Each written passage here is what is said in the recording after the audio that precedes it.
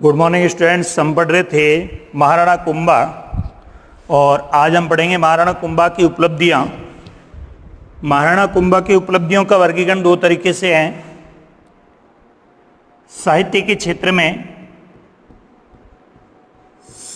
क्षेत्र में उपलब्धि और स्थापत्य के क्षेत्र में उपलब्धि,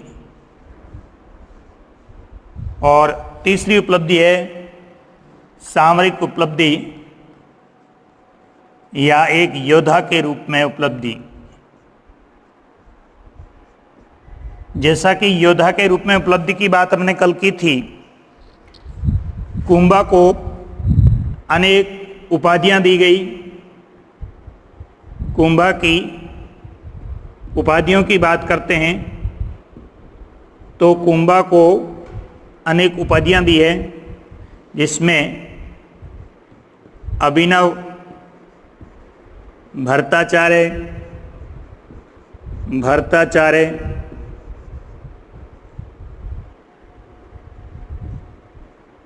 संगीत गुरु,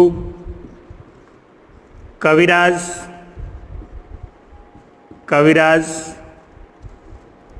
राण रासो,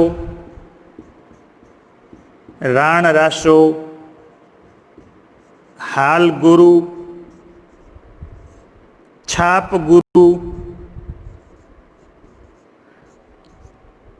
गुरु, ये सारी जो उपाधियां हैं वो महाराणा कुंभा की उपाधियां हैं। हिंदू सुल्तान,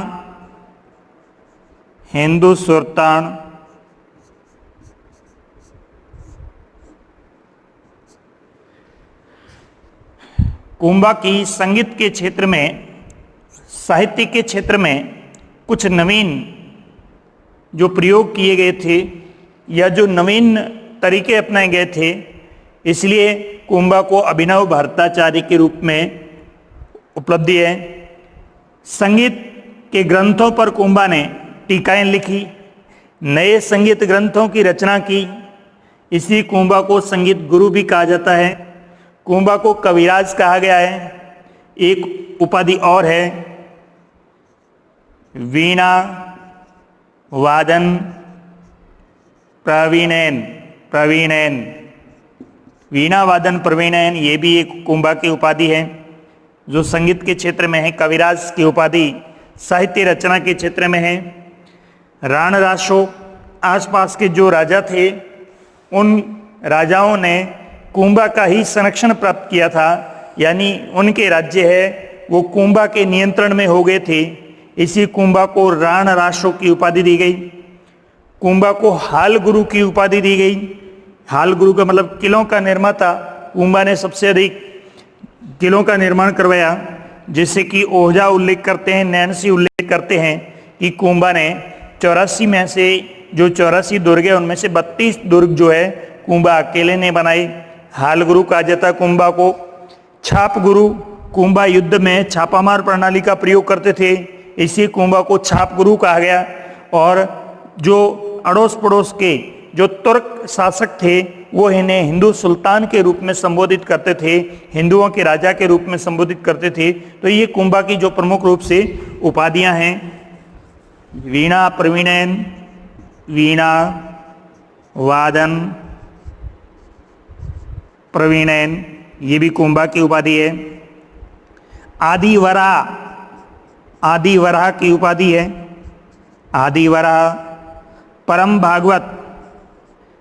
भागवत की उपाधि है। परम भागवत की उपाधि। तो ये कुंभा के द्वारा कुंभा को दी गई प्रमुख जो उपाधियां हैं। अभिनव भट्टाचार्य, संगीत गुरु, कविराज, राण रासो, हाल गुरु, छाप गुरु, हिंदवी सुल्तान, वीणा वादन प्रवीणैन, आदिवराह और परम भागवत। तो ये जो कुंभा को उपाधियां दी गई है, ये कुंभा को जो सारी उपाधियां दी गई है वो एक कुंभलगढ़ प्रशस्ति में दी गई है। कुंभलगढ़ प्रशस्ति, ये कुंभलगढ़ प्रशस्ति कहाँ है? कुंभलगढ़ किले में। विजय स्तंभ प्रशस्ति और कीर्ति प्रशस्ति जो है, जैन कीर्ति प्रशस्ति और विजय स्तंभ प्रशस्ति ये जो है ये चित्तौड़ के दुर्ग में है, और ये कुंभलगढ़ प्रशस्ति है वो कुंभलगढ़ किले में है। तो ये बहुत सारी उपाधियां हैं महाराणा कुंभा को दी गई। दूसरी कुंभा की सामरिक उपाधियां हैं दुर्ग निर्माण के संबंध में, दुर्ग निर्माण के संबंध में किले बनाए। दुर्ग निर्माण की बात हम करते हैं तो कुल 84 किलो में से 84 किलो में से कुंभा ने अकेले ने 32 दुर्ग निर्मित करवाए, 32 दुर्ग निर्मित करवाए। कुंभा ने सामरिक दृष्टि से सुरक्षा के लिए सबसे पहले कुंभा ने आबू का युद्ध जीता था। हुआ क्या था कि कुंभा के मेवाड़ के राज्य के पास जो आबू का राज्य, सिरोही का राज्य, आबू का राज्य, तो आबू में शासक थे साहसमल, और ये आबू के शासक साहसमल है वो तुर्क शासकों को आने का रास्ता देते थे, मेवाड़ आने का, गुजरात से मेवाड़ आने का रास्ता देते थे। तो कुंभा ने क्या किया, यहाँ पर आक्रमण करके, एक इनके सेनापति थे कुंभा के डोडिया सेनापति, और डोडिया सेनापति के नेतृत्व में सेना भेज करके और आबू पर अधिकार कर लिया और साहसमल को यहाँ से हटा दिया। और आबू पर अधिकार करने के बाद उधर से सुरक्षा के रूप में जो सिरोही के क्षेत्र में जो आक्रमण हो रहे थे उनकी सुरक्षा के लिए 2 किलों का निर्माण करवाया। एक सिरोही के अंदर अचलगढ़ का किला बनाया, अचलगढ़ का किला। ये अचलगढ़ का किला था, ये अड़ोस पड़ोस की जो तुर्क शक्ति थी, तुर्क शक्ति को रोकने के लिए। उसके बाद बसंतगढ़ का किला, बसंतगढ़ का किला या बसंती दुर्ग, ये बसंतगढ़ का किला या बसंती दुर्ग था। ये कुंभा ने जो बाहरी आक्रमणकारी शक्ति थी, बाहरी शक्ति को रोकने के लिए इस दुर्ग का निर्माण करवाया गया। इसके अलावा कुंभा ने कुंभलगढ़ दुर्ग का निर्माण करवाया। कुंभलगढ़ दुर्ग जो सामरिक दृष्टि से सबसे महत्वपूर्ण था, और इस कुंभलगढ़ दुर्ग के अंदर कुंभा का एक निजी आवास था कटारगढ़, कटारगढ़ का निर्माण करवाया। और फिर इस कुंभलगढ़ किले के अंदर श्रृंगार चौरी का मंदिर बनवाया, कुंभल श्याम का मंदिर बनवाया, कुंभल श्याम का मंदिर बनवाया।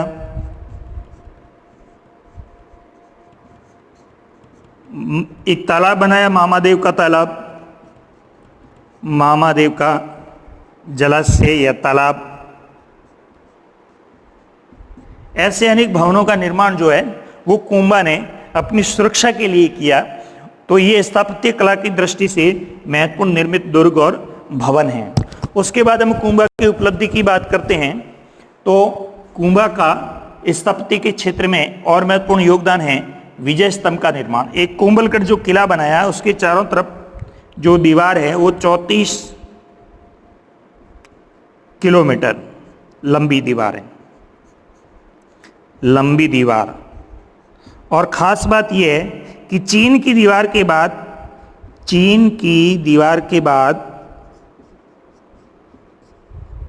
दूसरी लंबी दीवार, जिनके दीवार के आगे बहुत सारे सुरक्षात्मक बुर्ज बनाए गए, और दीवार इतनी चौड़ी थी कि 4 घोड़े बराबर, 4 घुड़सवार जो है वो घोड़े पर बैठ करके बराबर उस पर चल करके जा सकते हैं। ऐसे दुर्ग का निर्माण, कुंभलगढ़ दुर्ग का निर्माण जो है वो महाराणा कुंभा ने करवाया। और जो चित्तौड़ का दुर्ग है, उस चित्तौड़ के दुर्ग में जो मीरा का मंदिर है, मीरा का मंदिर वो बनाया। और चित्तौड़गढ़ किले के अंदर ही कुंभा ने एक विजय स्तंभ, जो मालवा विजय, कल हमने बात की थी मालवा विजय की, तो मालवा विजय के उपलक्ष्य में विजय स्तंभ का निर्माण करवाया। विजय स्तंभ किसके उपलक्ष्य में? मालवा विजय के उपलक्ष्य में, मालवा विजय पर। ये जो विजय स्तंभ है ये 9 मंजिला भवन है और इस विजय स्तंभ की ऊंचाई है वो 122 फीट है, 122 फीट ऊंचाई और 30 फीट इसकी चौड़ाई है, 30 फीट चौड़ाई। ये जो विजय स्तंभ है, कीर्ति स्तंभ है, उसके मुख्य द्वार पर एकलिंगनाथ, इनका कुल देवता भगवान एकलिंगनाथ की मूर्ति स्थापित है और इसकी प्रत्येक मंजिल पर भारतीय नागर शैली या परमार शैली कहें, परमार शैली, इन शैली से संबंधित देव मूर्तियां हैं, देव मूर्तियां। इसलिए ओझा ने इसे भारतीय देवताओं की मूर्ति कला का विश्वकोश कहा। ओझा ने इसे नाम दिया भारतीय मूर्ति कला का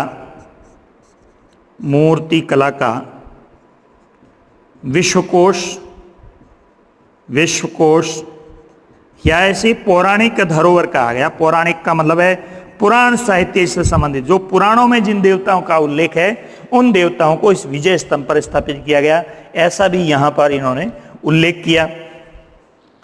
इस विजय स्तंभ को बाद में क्रांतिकारियों ने, जब हमारे देश में स्वतंत्रता आंदोलन की क्रांति चल रही थी तो उसमें क्रांतिकारियों ने, दामोदर वीर सावरकर ने विशेष करके, उनका संगठन था वीर भारत सभा ने इसे अपना प्रतीक बनाया और इसके प्रतीक बनाने से ये विजय स्तंभ है वो एक राष्ट्रीय कीर्ति के रूप में, राष्ट्रीय ख्याति के रूप में ये प्रसिद्ध हो गया विजय स्तंभ। और उसके बाद में ये हमारे यहाँ राजस्थान में, वर्तमान में राजस्थान पुलिस का प्रतीक है, राजस्थान पुलिस का प्रतीक। तो विजय स्तंभ की हम बात करते हैं तो इस तरह का विजय स्तंभ का जो पूरा विवरण है वो स्पष्ट रूप से हमें दिखाई देता है। उसके बाद हम बात करते हैं कुंभा के साहित्य के क्षेत्र में योगदान। साहित्य के क्षेत्र में योगदान,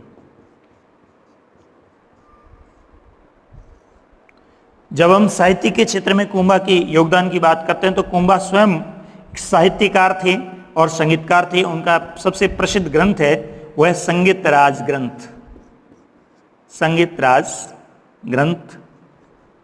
ये स्वयं विद्या अनुरागी थे, कुंभा स्वयं विद्या अनुरागी थे, विद्या अनुरागी, इसलिए इन्होंने ये संगीत ग्रंथ लिखा।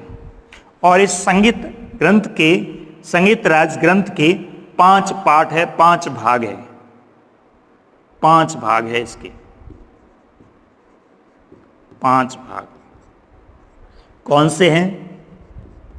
पाठ रत्न कोश,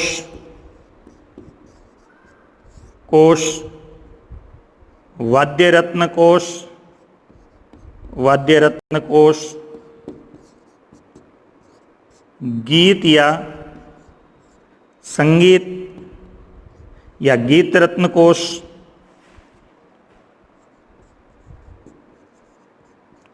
और नृत्य रत्न कोश, नृत्य रत्न कोश, और रस रत्न कोश, रस रत्न कोश। तो ये इसके 5 भाग हैं। कुंभा ने जो संगीत राज ग्रंथ लिखा उसके 5 मुख्य भाग है। इसके अलावा कुंभा ने संगीत मीमांसा, ये ग्रंथ और लिखा, संगीत मीमांसा,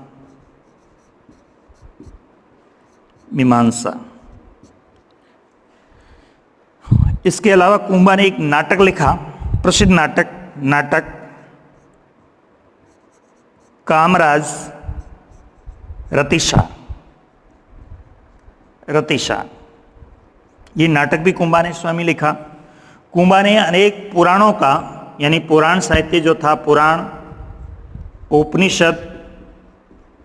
उपनिषद, आरण्यक, इनको पढ़ा और इससे संबंधित ज्ञान था उसको अनुवादित करने का प्रयास जो है वो कुंभा ने किया। इसका मतलब कुंभा स्वयं एक विद्वान और संगीतकार होने के साथ साथ एक विद्वान व्यक्ति भी थे।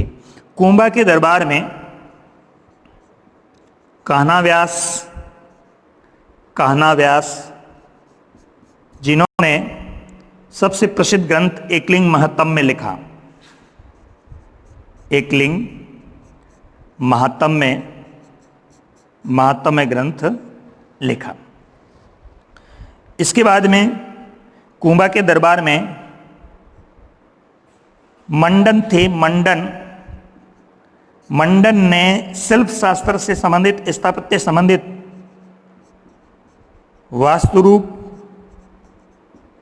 वास्तु मंडन,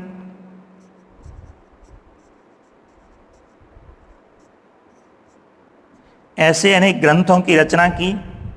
और इसके पुत्र गोविंद ने, पुत्र था गोविंद, जिसने उद्धार धोरिणी, द्वार दीपिका, उद्धार धोरिणी, द्वार दीपिका और कलानिधि ग्रंथ लिखे। 3 ग्रंथ मंडन के पुत्र गोविंद ने इन 3 ग्रंथों की रचना की, 3 ग्रंथ लिखे। इसके अलावा कवि मेहा ने तीर्थमाला ग्रंथ की रचना की। और कवि हीरानंद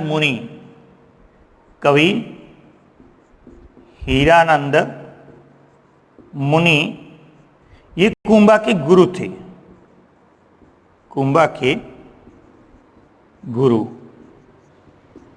ये कुंभा के दरबार के आश्रयदाता विद्वान थे। इसके अलावा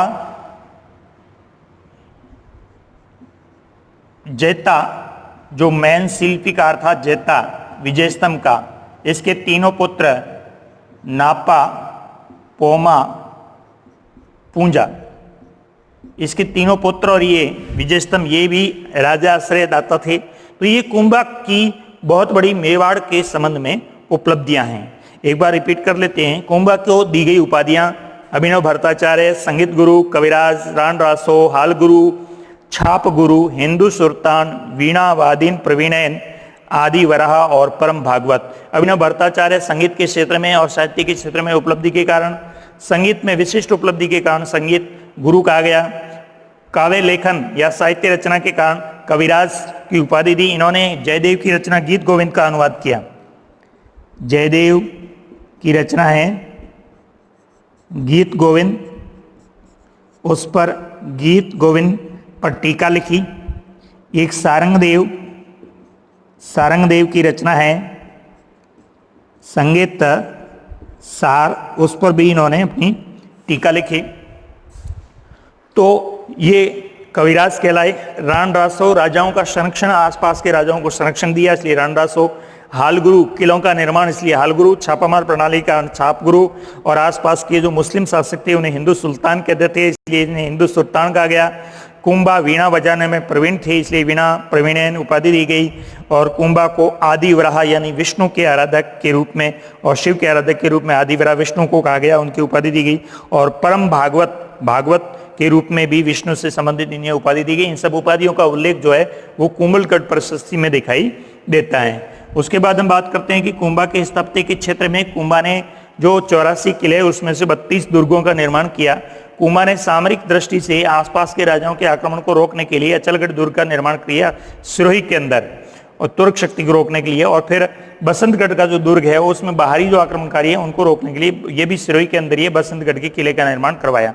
उसके बाद कुंभा ने कुंभलगढ़ दुर्ग जो है उसका निर्माण करवाया। कुंभलगढ़ दुर्ग के अंदर अपने स्वयं के रहने के लिए एक सुरक्षित आवास है कटारगढ़ का निर्माण करवाया। और कटारगढ़ कुंभलगढ़ के किले के अंदर संगार शौरी का मंदिर निर्मित करवाया, कुंभल स्वामी का मंदिर निर्मित करवाया।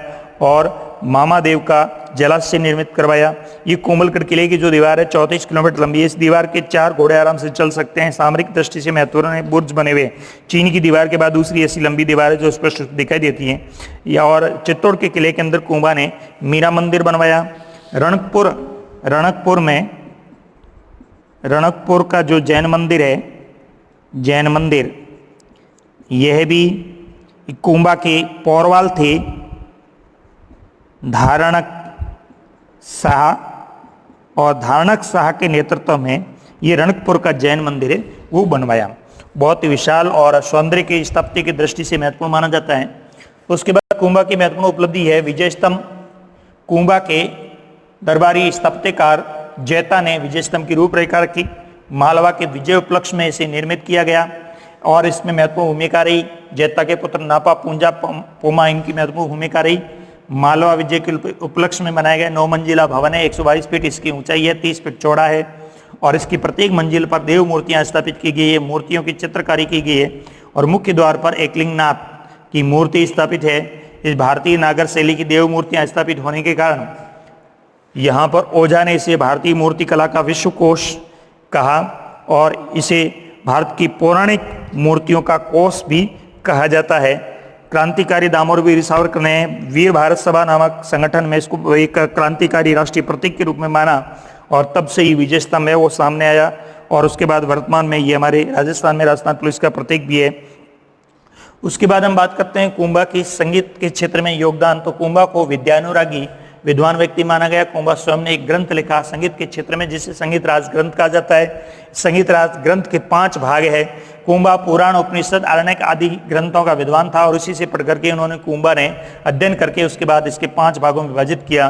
पाठ रत्न कोश, वाद्य रत्न कोश, गीत रत्न कोश, नृत्य रत्न कोश और रस रत्न कोश। उसके बाद कुंभा ने संगीत मीमांसा एक ग्रंथ, संगीत से संबंधित संगीत दर्पण, ऐसे 1-2 ग्रंथ और भी लिखे। कुंभा ने एक सबसे प्रसिद्ध कामराज रतिसार नामक का एक नाटक भी लिखा। कुंभा महान विद्वान नाट्यकार भी थे। कुंभा ने अनेक प्रकार के विद्वानों को आश्रय दिया। उनके दरबार के प्रसिद्ध विद्वान थे कान्हा व्यास, जिन्होंने एकलिंग महात्म्य यानी मेवाड़ का पूरा इतिहास जो बप्पा रावल से लेकर के आज तक का विवरण है वो एकलिंग महात्म्य में लिखा गया। उसके बाद कुंभा के दरबार में दूसरे प्रसिद्ध विद्वान थे मंडत, जिन्होंने वास्तु शास्त्र से संबंधित बहुत सारे ग्रंथों की रचना की, जिसमें वास्तु रूप कहते हैं, वास्तु मंडन कहते हैं, वास्तु मंजरी कहते हैं, ऐसे ग्रंथों की रचना है वो की। और मंडन के पुत्र गोविंद थे, उन्होंने 3 ग्रंथ लिखे, उदार धोरणी, द्वार दीपिका और कला निधि। कला निधि में मंदिरों के जो शिखर है 120 जो शिखरों की कला है उसका उल्लेख जो है कला निधि में है। उसके बाद कुंभा के दरबार में मेहा थे। मेहा ने एक तीर्थमाला और ग्रंथ लिखा। एक ग्रंथ और गोविंद ने लिखा था, वो था सार समुच्चय, वो वेद से, ये आयुर्वेद से संबंधित है। सार समुच्चय ये चिकित्सा और विज्ञान से संबंधित ग्रंथ है, चिकित्सा और विज्ञान से संबंधित है, वो गोविंद ने लिखा था। उसके बाद कुंभा के जो गुरु थे हीरानंद मुनि कुंभा के गुरु माने जाते हैं। इस प्रकार कुंभा ने मेवाड़ के उत्थान के अंदर या मेवाड़ की स्थापत्य कला में महत्वपूर्ण भूमिका निभाई। धन्यवाद।